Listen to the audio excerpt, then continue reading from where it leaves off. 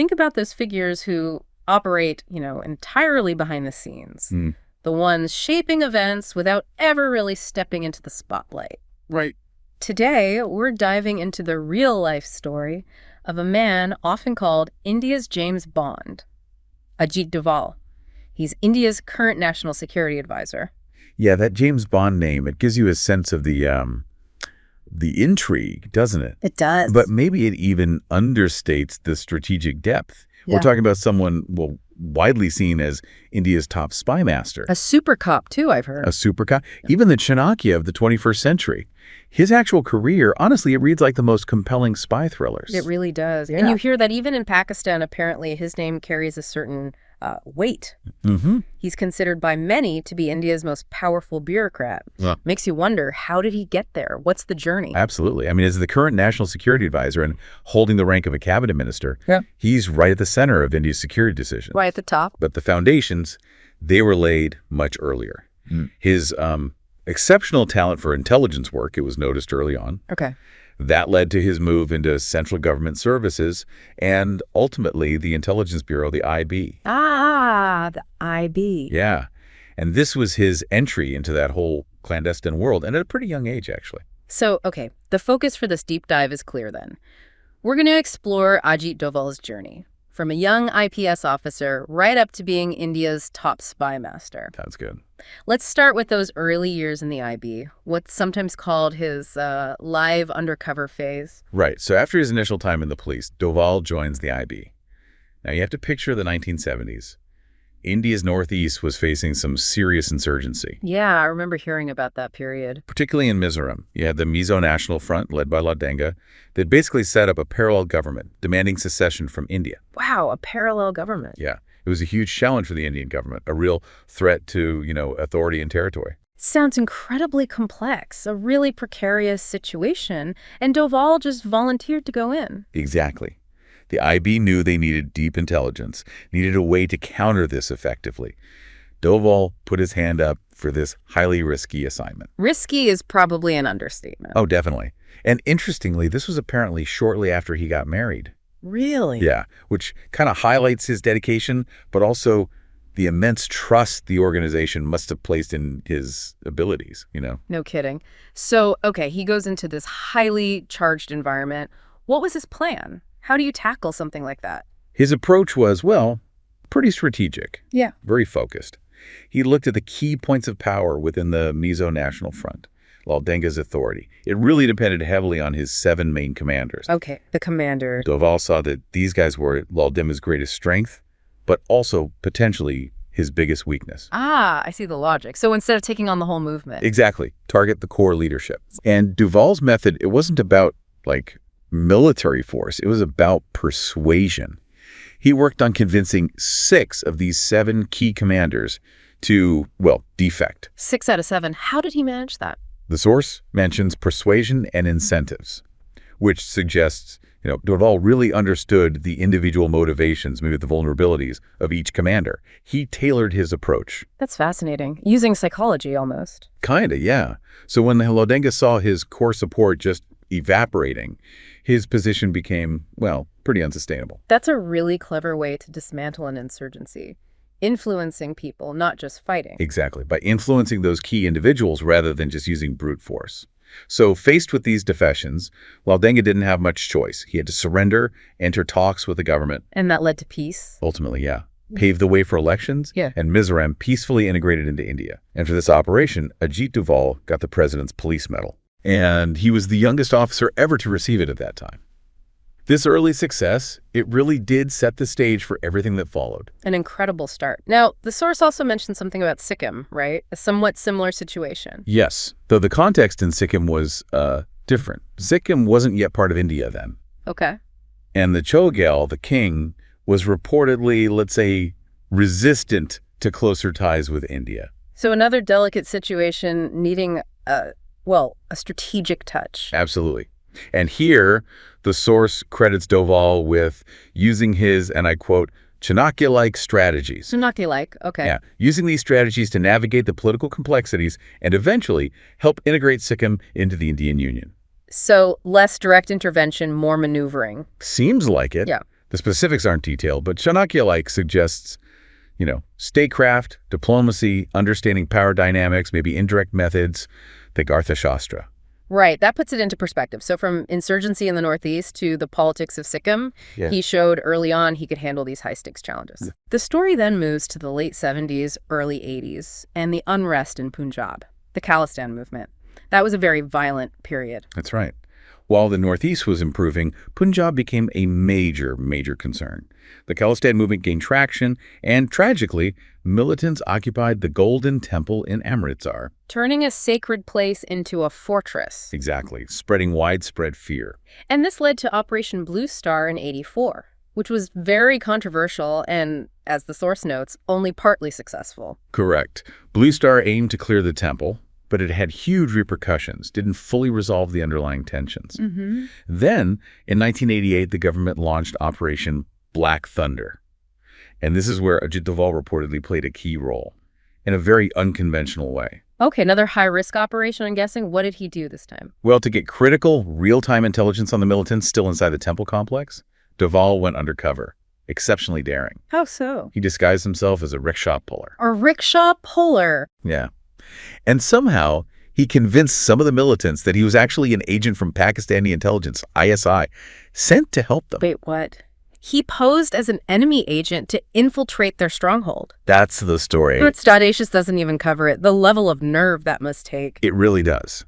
But by doing that, by adopting that persona, he got access right into the inner sanctum. Okay. He meticulously gathered details, how many militants, what weapons they had, their plans, everything. And then got that info out. Relayed it to the Indian Army. Yeah. Gave them a much clearer picture of what they were facing inside. And the result, did it help Operation Black Thunder?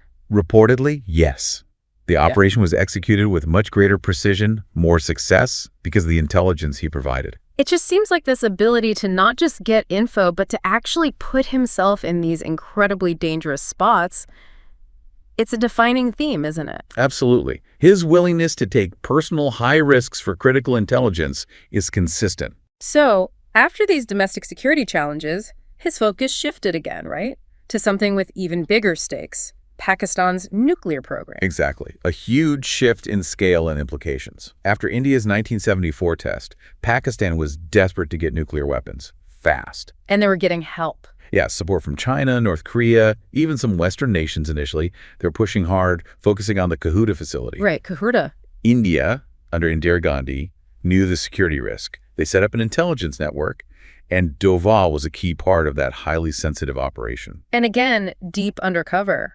The source mentions him posing as a beggar near Kahuta. Yes. Various disguises, various methods to just watch. Observing activities around the Khan Research Center, tracking scientists, personnel. But watching is improve. How did they get concrete evidence? That was the challenge. And this is where his ingenuity really showed. He identified a local barbershop. A barbershop? Yeah, one frequented by scientists working at Kahuta. Okay.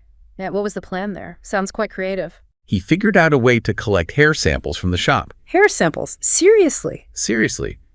These samples, when they were secretly analyzed, showed traces of radioactivity. Wow. Providing tangible proof of nuclear activity at Kahuta, a major breakthrough.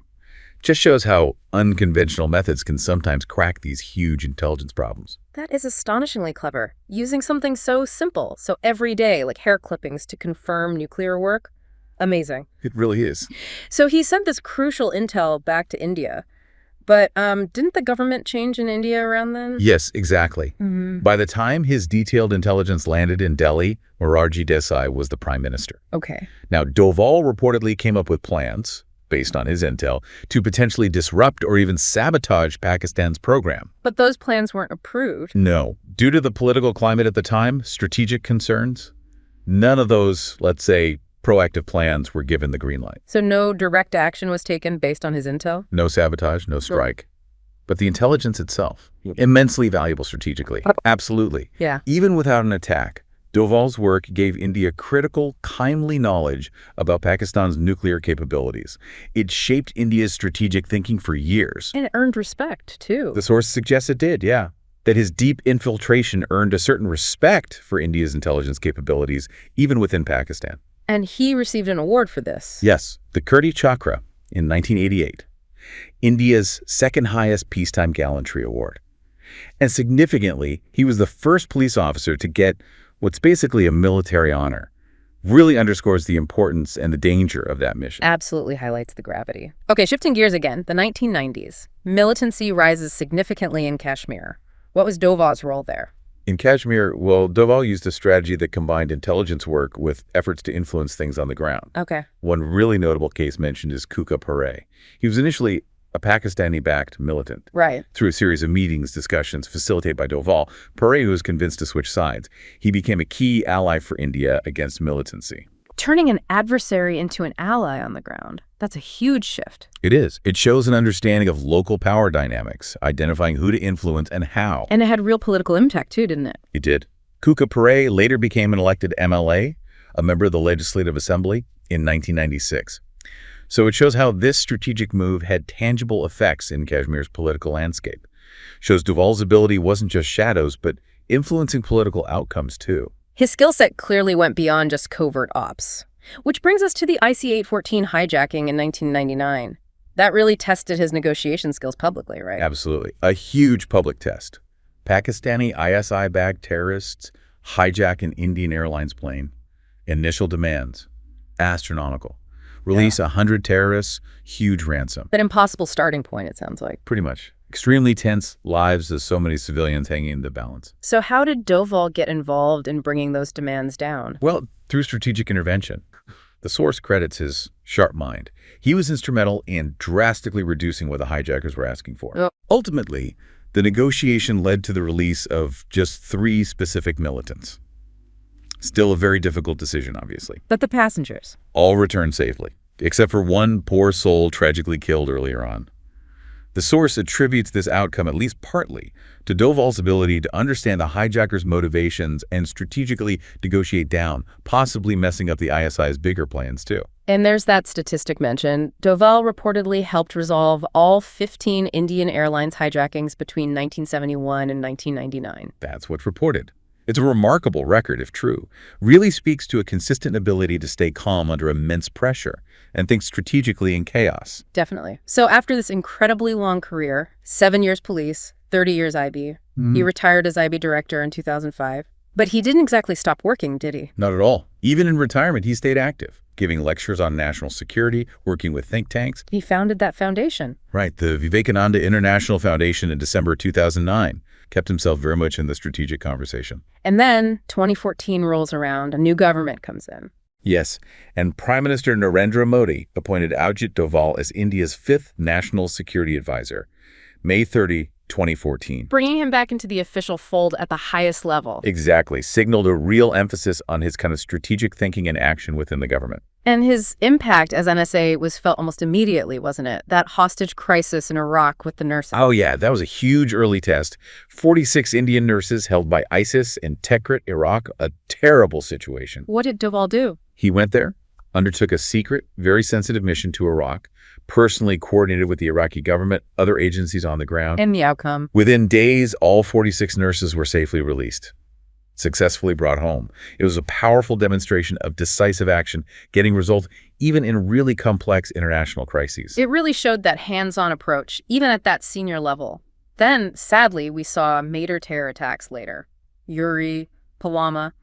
The responses also had his mark. It seems so. The surgical strikes after those attacks were reportedly planned and directed under his guidance as NSA. And then, after Pulwama in 2019, remember Wing Commander Apan Varthaman was captured by Pakistan? Yes, a very tense time. Everyone was holding their breath. Doval reportedly played a crucial role behind the scenes again. How did he intervene there? It was so high profile. The source suggests he directly contacted the U.S., who then put diplomatic pressure on Pakistan. Ah, using international channels. Exactly. And remarkably quickly, within hours, some accounts say Wing Commander Apanandan was released, returned to India with full honors. Pakistan called it a goodwill gesture, though. They did. But the suggestion is that it was actually Doval's strategic engagement and the resulting international pressure that secured his swift release. So his influence clearly spans covert ops, negotiation, high-level diplomacy, strategic statecraft, the whole gamut. It really seems that way. So reflecting on this whole career, that India's James Bond comparison, while catchy, it really feels like it falls short, doesn't it? It absolutely does. His journey, like we've discussed, it's packed with danger, intrigue, sure. But fundamentally, it's defined by this deep, unwavering commitment to India's security, often at huge personal risk. Yeah. He's consistently shown this amazing ability to anticipate threats, to strategically outmaneuver adversaries. There's that quote mentioned. Where others' thinking ends, Ajit Doval's begins. That really sums it up, doesn't it? And it kind of does. It speaks to that unique ability to understand, maybe even influence, the psychology of opponents. His dedication, his bravery, that strategic foresight, it's made him a national figure, India's most powerful spy master, as the source concludes. Yeah, his career is definitely a compelling study in strategic thinking and leadership under pressure. Absolutely. So as we wrap up this deep dive into Ajit Doval's extraordinary life, it makes you think, doesn't it? Consider his ability, to anticipate and influence things by really understanding motivations, vulnerabilities. That's not just relevant on a national stage, is it? Maybe think about your own interactions, the challenges you face. What kind of unexpected perspectives, maybe strategic angles, might open up if you approach situations with that sort of insightful, anticipatory mindset? It's definitely something to ponder.